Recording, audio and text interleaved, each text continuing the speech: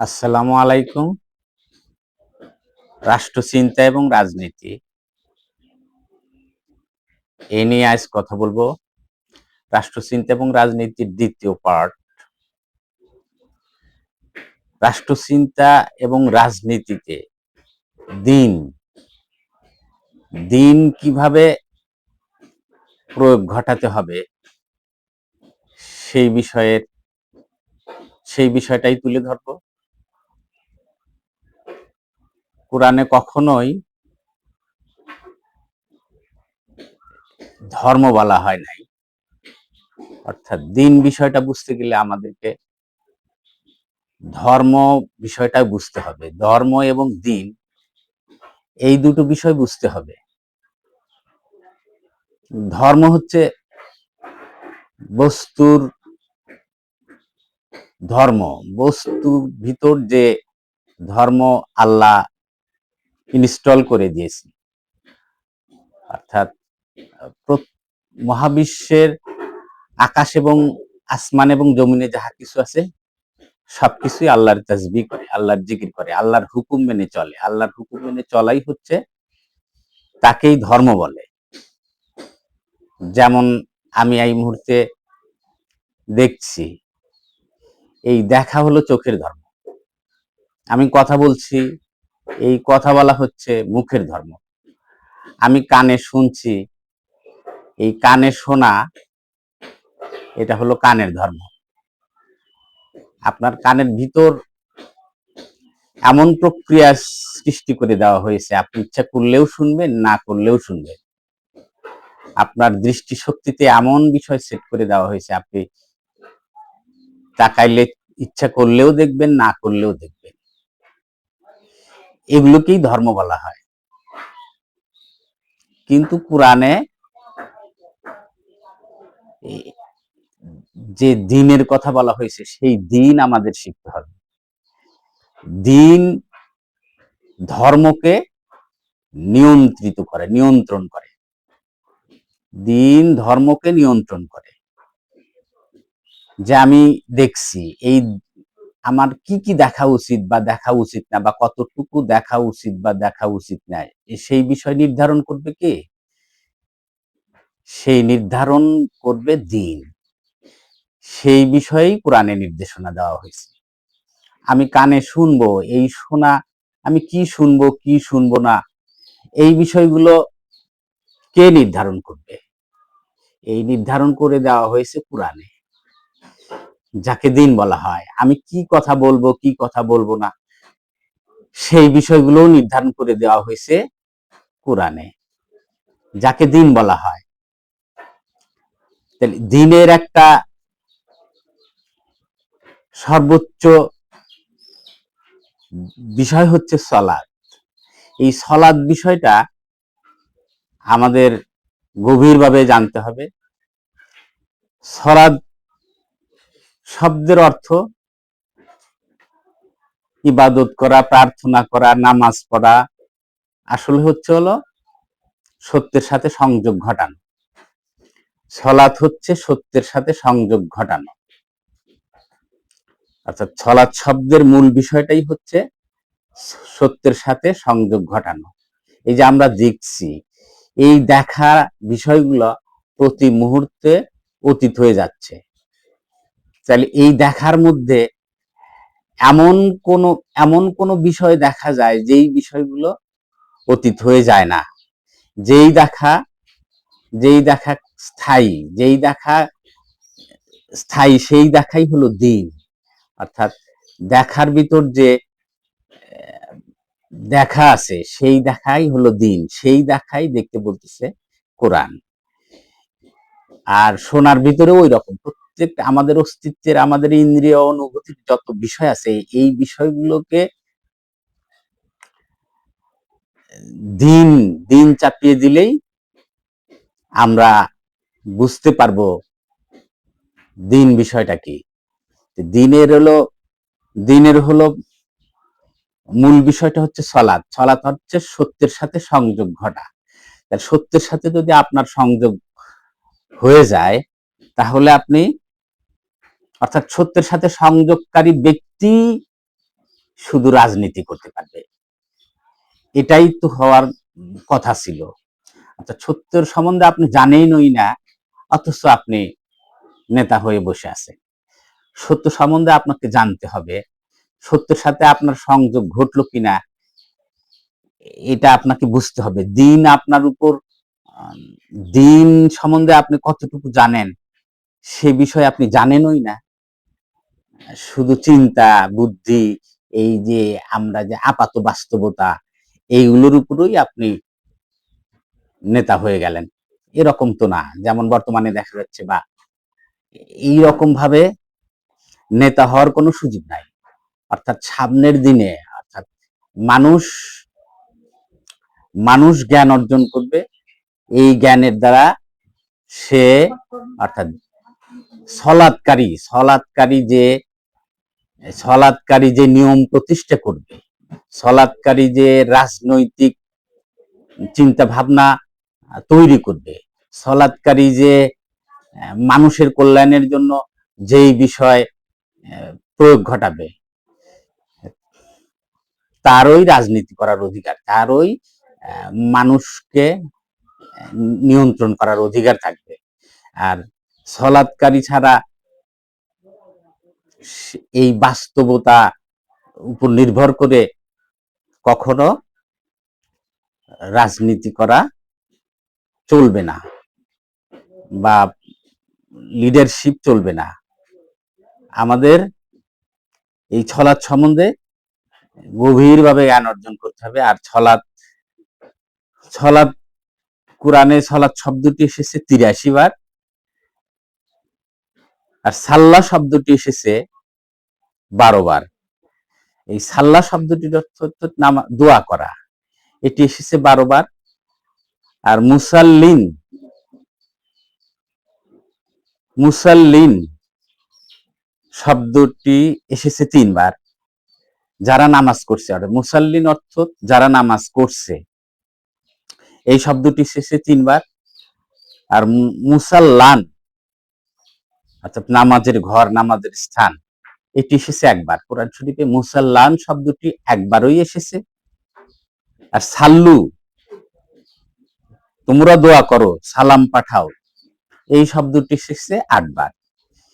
এই শব্দগুলো সম্বন্ধে আমাদের জ্ঞানই নাই, অথচ আমরা রাজনৈতিক নেতা হয়ে বসে আছি, আমরা রাজনীতির মুরব্বী সেজে বসে আছি, আমরা ইউনুস মার্কা লোক নিয়ে বসে আছি, যার সালাত সম্বন্ধে জ্ঞানই নাই, সাল্লু সম্বন্ধে জ্ঞানই নাই, মানব সভ্যতা সম্বন্ধে জ্ঞানই নাই, মানব সভ্যতা কিভাবে অগ্রসর হবে সে সম্বন্ধে বোঝেই না, তো উনি নেতা হয়ে গেছে।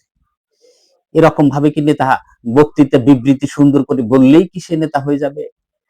তার সালাত সম্বন্ধে জ্ঞান থাকতে হবে, সাল্লু সম্বন্ধে জ্ঞান থাকতে হবে, মুসাল্লিম সম্বন্ধে জ্ঞান থাকতে হবে। এই জ্ঞান মানব সমাজে প্রয়োগ ঘটাতে হবে, আর মানুষকে সেই সালাতের দিকে নিয়ে আসতে হবে। তাহলেই তো সমাজ সভ্যতার উন্নতি ঘটবে। সমাজ সভ্যতার উন্নতি না ঘটলে সেই নেতা দিয়ে আমি কি করব? সেই নেতার কি দাম আছে? সেই নেতা, এই বর্তমানে এই যে নাম, এই সব নেতা, এই এই যেই সেই নেতা, যেই সেই কথা বলে, অর্থাৎ তার সালাত সম্বন্ধেই জ্ঞান নাই, সাল্লু সম্বন্ধেই জ্ঞান নাই, তারা নেতা। নেতা এই কোন ধরনের কথা?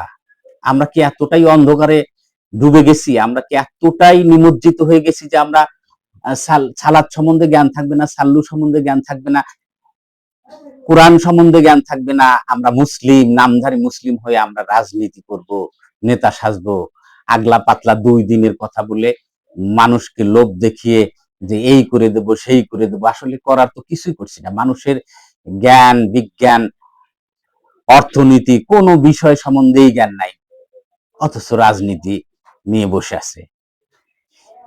এইখানে আমি সংযোগ এবং বিচ্ছিন্নতা নিয়ে কথা বলেছিলাম পূর্বের ভিডিওতে, যে সংযোগ এবং বিচ্ছিন্ন সম্বন্ধেও আমাদের বুঝে নিতে হবে আমাদের কিসের সাথে সংযোগ ঘটবে। এই সংযোগ ঘটবে হলো,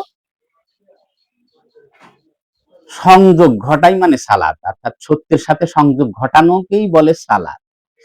তাহলে আমাদের কি সালাতের সাথে সংযোগ ঘটেছে?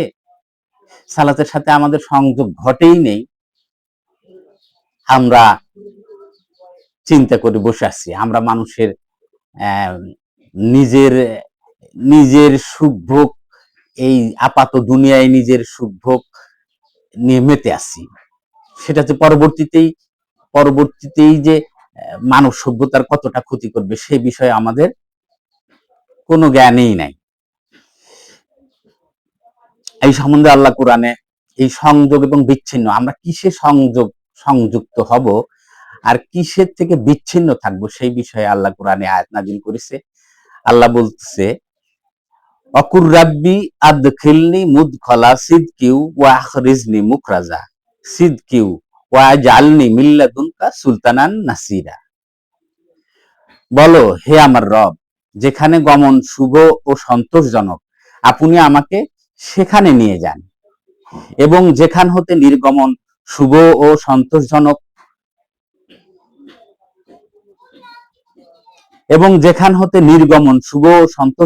সেখান হতে আমাকে বের করে নিন, এবং আপনার নিকট হতে আমাকে দান করুন সাহায্যকারী শক্তি।